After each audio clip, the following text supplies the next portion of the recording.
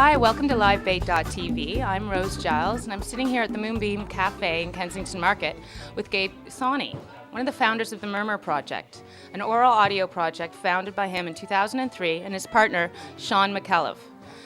Gabe, why don't you tell us a little bit about the project, how it came to fruition, and how the idea came to be?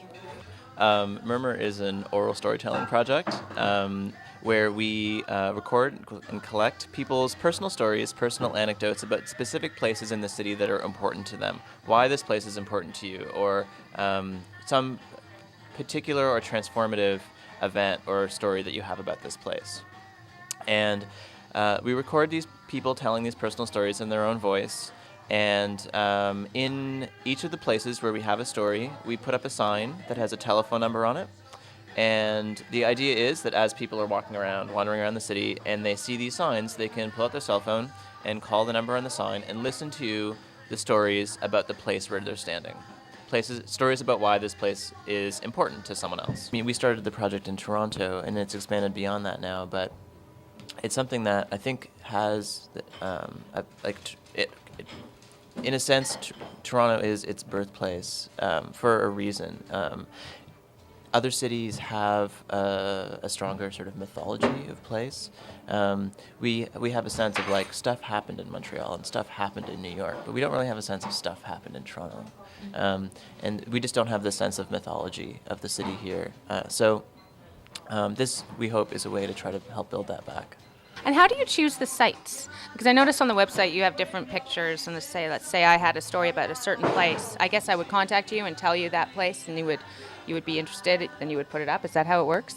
Yeah, you could record your story on the phone itself, or you could contact us and we would meet you and record the story.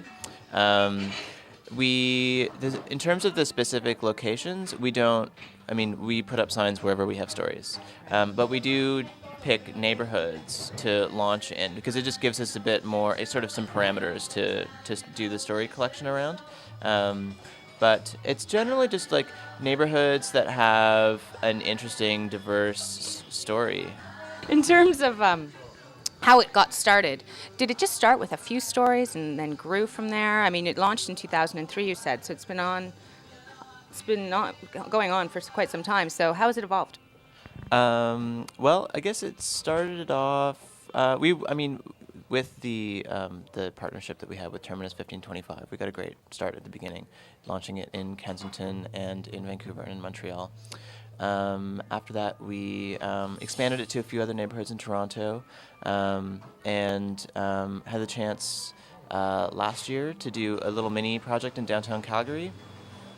And then this year, we did a launch in San Jose, California, our first one outside of Canada. And next month in November, we'll be launching it in Edinburgh, Scotland. There's some interesting stories on the Murmur Project right now about the 1940s, walking up Spadina when it was not Chinatown at all, and it was a completely different time. I'm Michelle Landsberg. I'm standing on Spadina Avenue, just north of St. Andrews. And I'm facing north in the same direction I was walking with my parents when I was about 9 years old. So that would have been in the 40s, the late 1940s. And a lot of people don't know that Toronto was really monochromatic. It was an all-white, very prissy, very narrow-minded town. Sunday was the sacred day. Nothing could happen on Sunday except breathing and praying in church.